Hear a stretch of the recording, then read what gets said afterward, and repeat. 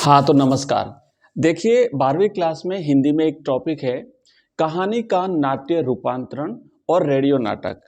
तो इससे रिलेटेड जो प्रश्न आपके आते हैं 40 शब्दों में आपको आंसर लिखना पड़ेगा और 2 नंबर का ये आपका प्रश्न रहने वाला है। तो इसी टॉपिक पर हम आज आपके लिए लेकर के आए हैं। तकरीबन 15 ऐसे प्रश्न हैं, 15 क्वेश्चंस यानी 15 प्रश्न उत्तर हम करेंगे। 40 शब्दों में आपको लिखना पड़ेगा और उसके बेस्ट आंसर दे रहा हूं, साथ ही साथ ये टॉपिक भी आपका कवर हो जाएगा। तो शुरुआत करते हैं एक एक प्रश्न से।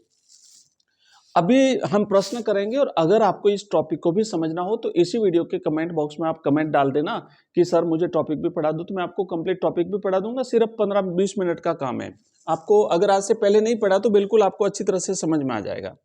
तो देखो यहाँ पे हम शुरू करेंगे ना, तो पहला प्रश्न आपके सामने इस तरीके का आएगा। प्रश्न कैसे आएंगे उसको भी समझना है। प्रश्न देख सकते हो कि कहानी और नाटक में मूलभूत अंतर क्या है। आप 2 अंक का प्रश्न रहेगा, 40 शब्दों में लिखो। ऐसे आपको 40 शब्दों में लिखने के लिए आपसे जो है वो कहा जाएगा। तो क्या कहा है कि नाटक और कहानी में अंतर क्या है, कहानी और नाटक में अंतर क्या है।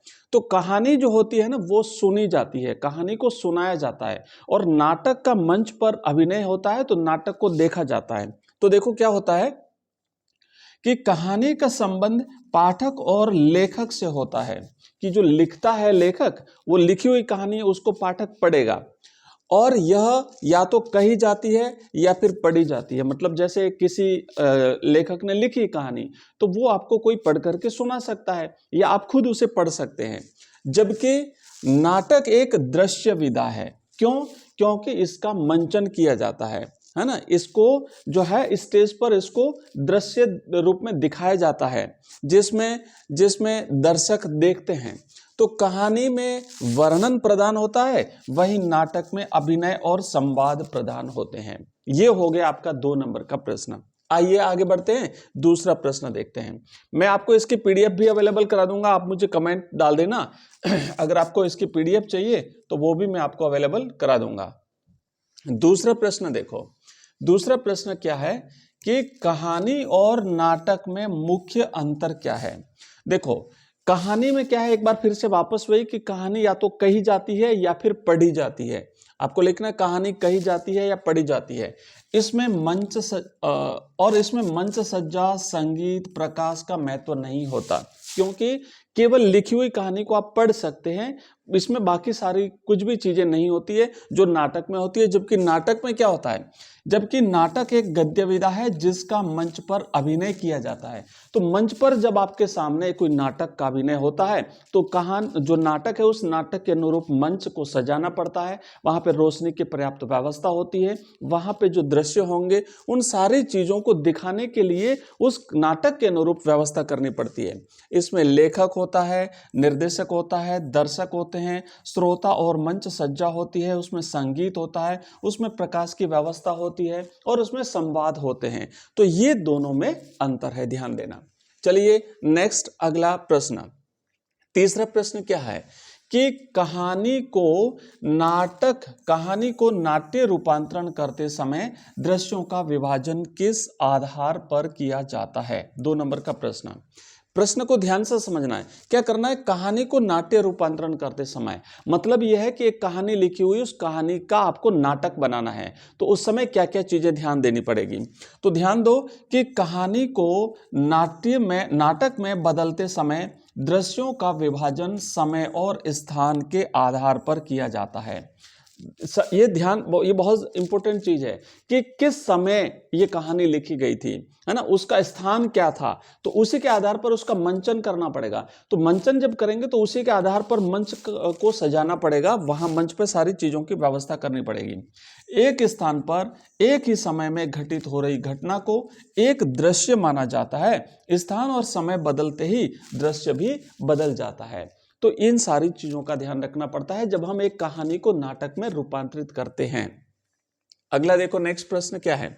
नेक्स्ट प्रश्न हमारा है कि नाटक में मंच निर्देश का क्या महत्व है। नाटक में मंच निर्देश का क्या महत्व है। 1 मिनट रुकना, हाँ हो गया। अब देखो नेक्स्ट कि जो नाटक है ना, इसमें क्या होता है, मंच निर्देश का महत्व क्या है? तो मंच निर्देश नाटक का अनिवार्य हिस्सा है। क्यों है अनिवार्य हिस्सा? कि ये हमेशा कोष्टक में लिखे जाते हैं। मतलब जब नाटक लिखे जाते हैं, ये निर्देशक और अभिनेताओं को पात्रों के हाव भाव, क्रियाकलाप और दृश्य के माहौल यानी ध्वनि है, प्रकाश है, उसको समझने और मंच पर प्रस्तुत करने में उसका मार्ग निर्देशन करते हैं। नेक्स्ट देखो, 5वां प्रश्न देखो, क्या लिखा हुआ है कि कहानी का नाट्य रूपांतरण क्या है। अब ये एक प्रश्न ऐसे भी आ सकता है, क्योंकि हमारा सीधा सीधा टॉपिक दिया हुआ है कहानी का नाट्य रूपांतरण और रेडियो नाटक। अभी रेडियो नाटक हमने इसमें शामिल नहीं किया है, तो रेडियो नाटक क्या होता है, उसकी क्या विशेषताएं होती है, रेडियो नाटक के समय क्या चीजें ध्यान रखनी होती है, उससे रिलेटेड जितने भी प्रश्न है उसको मैं इसका सेकंड पार्ट और भी लाऊंगा। ठीक है, तो अब देखो क्या है कि कहानी का नाट्य रूपांतरण एक ऐसी प्रक्रिया है जिसमें एक लिखित कहानी को मंच पर अभिनय के रूप में, नाटक के रूप में ढाला जाता है। कोई कहानी लिखी हुई है, उस कहानी का हमें नाटक बनाना है, तो कहानी तो लिखी खाली, लेकिन उसको जब हम नाटक रूप में रूपांतरित करते हैं, इसमें कहानी का आरंभ, मध्य और अंत को दृश्यों में विभाजित किया जाता है जिससे वह दर्शकों के सामने प्रस्तुत की जा सके। और इसमें क्या होता है कि एक जो घटनाक्रम होता है, एक प्रकार की जो घटना होती है, उसको एक दृश्य माना जाता है। तो यह होता है नाटक रूपांतरण। और छठा प्रश्न एक और हम देख लेते हैं, नाट्य रूपांतरण में संवादों की क्या भूमिका होती है। तो ध्यान देना कि संवाद जो है वो नाटक की आत्मा होते हैं, मोस्ट इंपॉर्टेंट चीज है। ये कथानक को गति प्रदान करते हैं और पात्रों के चरित्रों को स्थापित करते हैं। मतलब जैसे हमने मान लीजिए जैसे रामायण है, तो रामायण को जब हम टीवी पर देखते हैं या बड़े पर्दे पर देखते हैं, तो उसमें जो पात्र होते हैं ना, वो जिसकी भूमिका निभा रहे हैं, हम उसी को उसी रूप में मान लेते हैं। यह कहानी में दिए गए वर्णनात्मक अंशों और पात्रों के मनोभावों को नाटक में संवादों के माध्यम से ही जीवंत किया जाता है। तो ये छोटी सी क्लास में हमने सिर्फ 6 प्रश्न किए, हमारे पास तकरीबन 15 के आसपास हम इस प्रश्नों को अभ्यास करेंगे। तो बाकी जो प्रश्न बचे उसको मैं सेकंड पार्ट में लेकर के आऊंगा। अगर आपको ये पसंद आए हो, इसके पीडीएफ अगर आप चाहते हो, इस टॉपिक को पूरा समझना चाहते हो, या हिंदी के और किसी टॉपिक को अगर आप समझना चाहते हो, या English, history, political science, geography, सारे के सारे टॉपिक्स को अगर आप समझना चाहते हो, तो मुझे कमेंट बॉक्स में कमेंट डाल देना, मैं आपको वो स्टडी मटेरियल अवेलेबल करा दूंगा। और इस तरीके से हम बोर्ड एग्जाम्स तक आपकी लगातार तैयारी कराते रहेंगे। थैंक यू, धन्यवाद।